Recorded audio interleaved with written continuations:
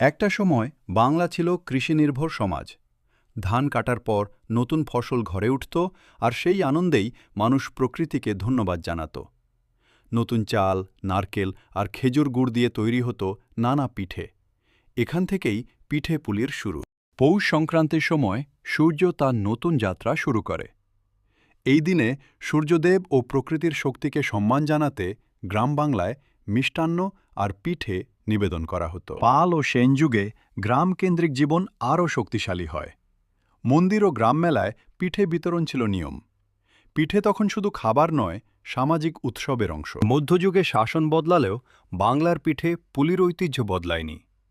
হিন্দু মুসলিম সবাই একসাথে চিতই, ভাপা আর পাটিসাপটা বানিয়ে উৎসবে মেতে উঠত। ব্রিটিশ আমলে শহরকেন্দ্রিক জীবন শুরু হলেও গ্রামে টিকে ছিল পিঠে পুলি। দিদানানির হাতেই বেঁচে ছিল বাংলার মিষ্টি ঐতিহ্য।